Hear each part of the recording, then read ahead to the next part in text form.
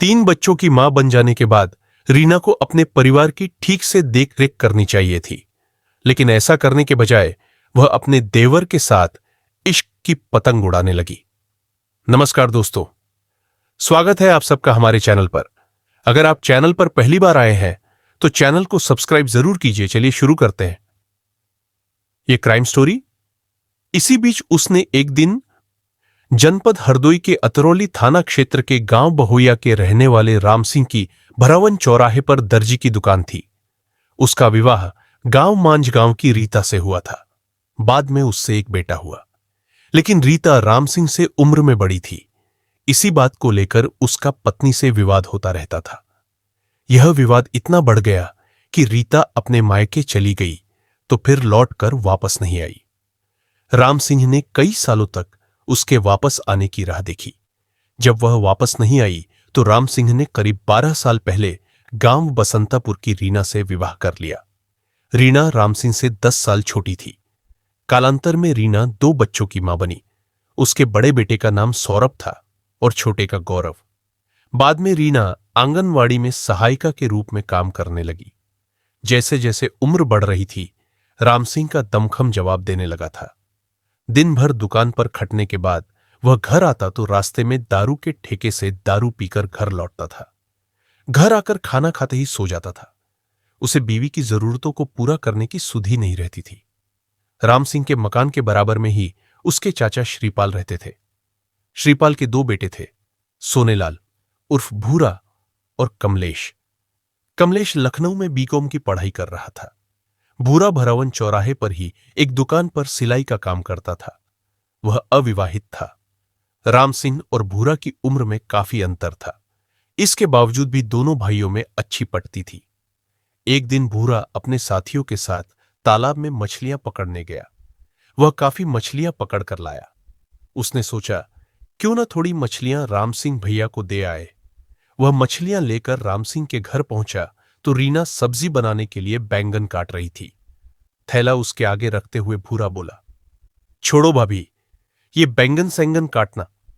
ये लो मस्त मछलियां, इनको साफ करके पकाओ। आज रात मैं भी खाना यही खाऊंगा। रीना ने एक नजर मछलियों पर डाली, फिर होठों पर मुस्कान सजाते हुए बोली, भूरा, शिकार फंसाने में तो तुम माहिर हो। गजब की मछलियां फंसाई है। भूरा ने भी मजाकिया अंदाज में जवाब दिया, ये तो छोटी छोटी मछलियां हैं, कोई बड़ी मछली फंसे तो बात बने। देवर जी, उसके लिए दमदार कांटा होना चाहिए। रीना ने तिरछी नजरों से कामुक वार किया। कांटा तो दमदार है भाभी, पर कोई आजमाए तो। भूरा की इस बात पर रीना लजा गई। मछलियां देकर भूरा बाहर निकला तो घर के बाहर बैठे राम सिंह ने पूछा, क्या हुआ? आज भाभी मछलियां बनाएंगी और मैं शाम को यहीं आकर खाना खाऊंगा। भूरा बोला, फिर तो दारू मुझे ही मंगानी पड़ेगी। शाम को जल्दी आ जाना। राम सिंह ने कहा। शाम हुई तो रीना ने मछली और रोटियां तैयार करके रख दी। इस बीच राम सिंह और भूरा भी आ गए। राम सिंह और भूरा दारू पीते हुए गपशप करने लगे। कितना समय बीत गया पता ही नहीं चला। राम सिंह ने कुछ ज्यादा ही शराब पी ली। जब वह सुध-बुध खोने लगा तो रीना ने कलाई पकड़कर उसे उठाया और कमरे के अंदर ले जाकर पलंग पर लिटा दिया। पलंग पर ढेर होते ही राम सिंह खर्राटे भरने लगा। भूरा ने माफी मांगते हुए कहा, भाभी, भैया कुछ ज्यादा ही पी गए। गलती मेरी भी है, मुझे उनको रोकना चाहिए था। खैर, आप भी खाना खा लो। मछलियां बहुत स्वादिष्ट बनाई है आपने, मजा आ गया। भूरा ने रीना की प्रशंसा की। रीना ने भरपूर नजरों से भूरा को देखा। भूरा का युवा चेहरा नशे की मस्ती में चमक रहा था। वह बोली, तुम्हारे भैया को सचमुच ज्यादा छड़ गई, पड़ते ही सो गए। शराब चीज ही ऐसी है भाभी, कितनी भी थकान हो, गम हो, परेशानी हो, आराम से नींद आ जाती है। रीना ने ठंडी आह भरी। हां, दारू पीकर लोग थकान उतार लेते हैं। जहां असली नशा हो वहां नजर भी नहीं डालते। रीना के इन शब्दों में दर्द भी था और आमंत्रण भी। भूरा ने उसकी आंखों में आंखें डाली तो वहां उसे प्यास का समंदर ठाठे मारता दिखा। वह रोमांटिक अंदाज में बोला, सच कहती हो भाभी, अब खुद को ही देख लो, आपके पास क्या नहीं है। अपने आप में पूरा मयखाना हो, जिसके रोम रोम में नशा है, और भैया घर के मयखाने न देखकर शराब में डूब जाते हैं। ओह, तो मैं तुम्हें नशे की बोतल लगती हूं।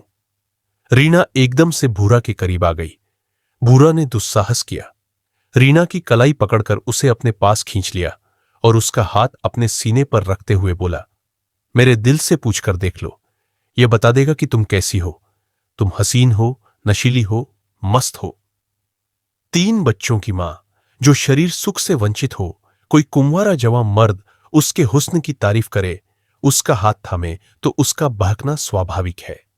रीना भी भूरा का अंदाज देखकर गदगद हो गई। भूरा ने उसका चेहरा थामकर अपनी हथेलियों में लिया और अपनी गर्म सांसों से उसके चेहरे को नहलाना शुरू किया तो वह सुध-बुध खोने लगी। धीरे धीरे यह खेल अपनी सीमाएं लांघता गया और उनके बीच अनैतिक संबंध बन गए। कुंवारे भूरा ने रीना की व्याकुल देह को उस रात जो सुख दिया, उससे रीना उसकी दीवानी हो गई। अब वह अक्सर पति राम सिंह की नजरों से बचकर वासना का खेल खेलने लगी। महीनों बीत गए, उनका खेल इसी तरह चलता रहा। भूरा रीना से ऐसे समय मिलने जाता जब राम सिंह दुकान पर होता। एक दिन भूरा रीना को अपनी बाहों में समेटे पड़ा था। तभी अचानक रीना ने सास की झलक देखी तो उसने भूरा को धक्का देकर परे किया और हड़बड़ाकर उठ बैठी। भूरा पकड़े गए चोर की तरह सिर झुकाकर वहां से चला गया। रीना भी सिर झुकाए धरती निहारने लगी। सास राधा देवी का खून खौल रहा था। उसने आंखें निकालकर कहा, कुलच्छिनी, तू इतनी नीच निकली। अरे, कुछ तो शर्म की होती। रीना ने सास के पैर पकड़ ली। अम्मा, इसमें मेरा कोई कसूर नहीं है। भूरा ही न जाने क्यों मेरे पीछे पड़ा रहता है। पीछे पड़ा रहता है, राधा अपना हाथ नचाते हुए बोली। आज मैंने तेरी चोरी पकड़ ली तो पाक साफ होने का ढोंग कर रही है। मैं कल ही तेरे बाप को बुलाकर तेरी करतूत बताती हूं। सास ने धमकी दी।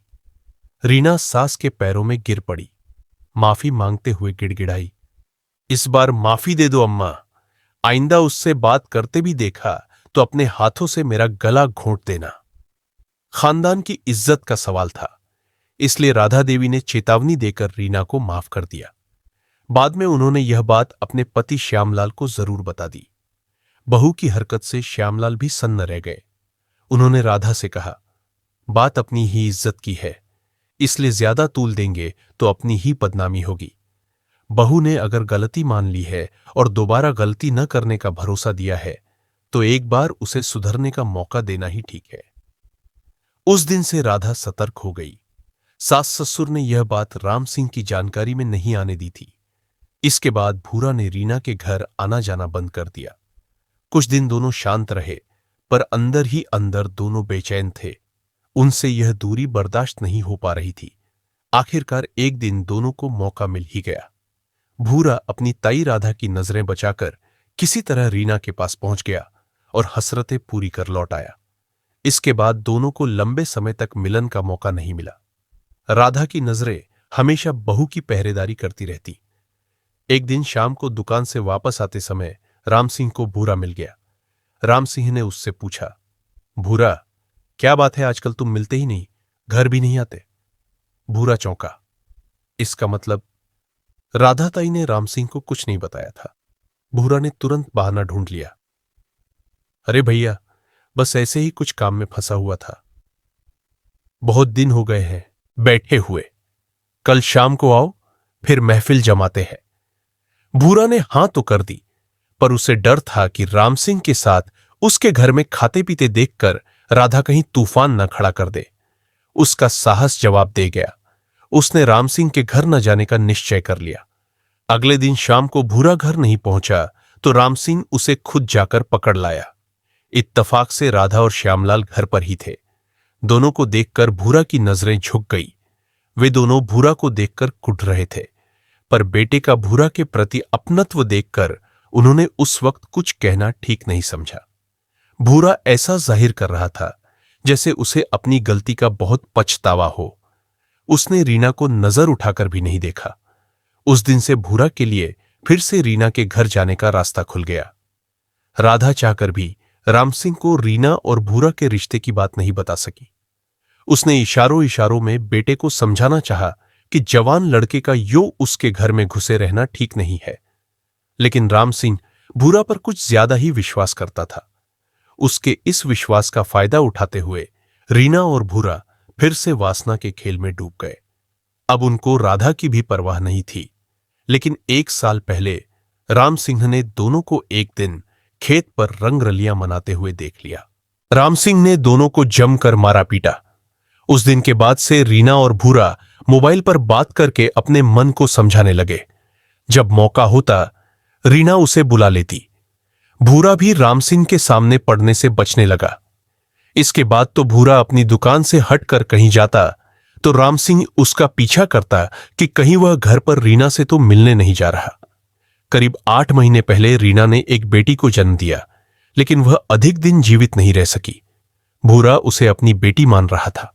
उसके मरने से वह बहुत दुखी हुआ। 17 जुलाई 2020 की शाम 7 बजे राम सिंह अपनी दुकान से लौटा। वह शराब पीकर आया था। उसने खाना खाया। रीना घर पर नहीं थी। उसकी बहन शिल्पी आई हुई थी। पता चला कि रीना सुबह ही उसी के साथ मायके बसंतापुर चली गई थी। इसलिए राम सिंह खाना खाकर घर के बाहर चारपाई डालकर सो गया। दूसरे दरवाजे पर उसके पिता श्यामलाल और राम सिंह के बच्चे सो रहे थे। 18 जुलाई की सुबह 5:30 बजे गांव की महिलाएं बाहर निकली तो उन्होंने राम सिंह की चारपाई के नीचे खून पड़ा देखा तो दंग रह गई। महिलाओं ने शोर मचाया तो राम सिंह के घर वाले व गांव के अन्य लोग वहां एकत्र हो गए। घर वालों ने रीना को खबर करने के बाद अतरौली थाने में घटना की सूचना दे दी। सूचना पाकर इंस्पेक्टर संतोष तिवारी पुलिस टीम के साथ घटनास्थल पर पहुंच गए। राम सिंह की लाश चारपाई पर पड़ी थी। उसके सिर, चेहरे व पेट पर गहरे घाव थे जो किसी तेज धारदार हथियार के मालूम पड़ रहे थे। घटनास्थल के आसपास का निरीक्षण किया गया तो वहां से करीब 70 मीटर की दूरी पर एक सूखे कुएं में खून से सनी एक कुल्हाड़ी पड़ी दिखी। इस पर इंस्पेक्टर तिवारी ने फोरेंसिक टीम बुला ली। फोरेंसिक टीम ने कुएं से कुल्हाड़ी निकलवाकर उसके हत्थे से फिंगरप्रिंट उठाए। घटना की खबर पाकर रीना भी तुरंत घर वापस आ गई थी। इंस्पेक्टर संतोष तिवारी ने घटनास्थल का मुआयना करने के बाद रीना, श्यामलाल व घर के अन्य लोगों से पूछताछ की तो उन्हें आभास हो गया कि हत्या के पीछे किसी करीबी का ही हाथ है। घर वाले जानते हैं लेकिन बता नहीं रहे हैं।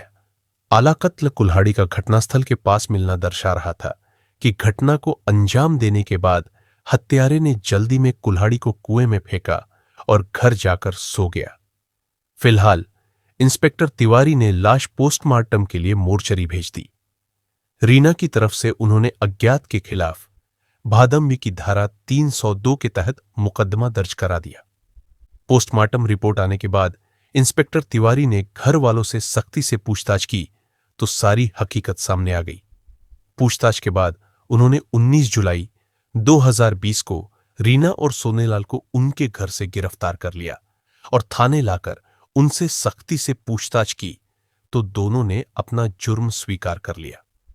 राम सिंह के बराबर निगरानी रखने से भूरा और रीना का मिलना मुश्किल होता जा रहा था।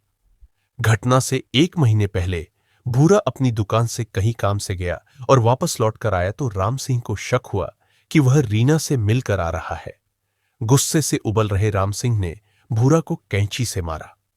अपने आप को बचाने के लिए भूरा ने अपना दायां हाथ आगे किया तो से उसके हाथ में घाव हो गया और खून बहने लगा। घर आकर उसने मोबाइल पर बात करके रीना को खेत पर बुलाया और उसे अपना हाथ दिखाकर पूरी बात बताई। इस पर रीना ने कहा, अब बहुत ज्यादा हो गया, अगर साथ रहना है तो इसे, राम सिंह को, रास्ते से हटाना ही पड़ेगा। इसके बाद दोनों घर लौट गए। अब भूरा राम सिंह से नजदीकियां बढ़ाने की कोशिश करने लगा जिससे उसे विश्वास में लेकर उसकी हत्या कर सके। लेकिन राम सिंह शराब पीकर अक्सर भूरा को डांट देता था। 17 जुलाई 2020 की सुबह रीना भूरा से मिली और कहा, मैं आज मायके जा रही हूं, मौका देखकर आज इसका काम तमाम कर देना। कहकर रीना चली गई। रीना के जाने के बाद राम सिंह दुकान पर चला गया। उसके पीछे से भूरा भी अपनी दुकान चला गया। शाम को राम सिंह दुकान से सीधे शराब के ठेके पर गया और शराब पीकर घर चला गया। उसके जाने के 10 मिनट बाद भूरा भी शराब पीकर घर चला आया। शाम 7 बजे खाना खाने के बाद राम सिंह सो गया। रात 10 बजे भूरा ने राम सिंह के बड़े बेटे बिन्नू से कुल्हाड़ी लेकर अपने पास रख ली। रात 12:30 बजे के आसपास भूरा अपने घर से निकला। बीच रास्ते में गाय बंधी थी।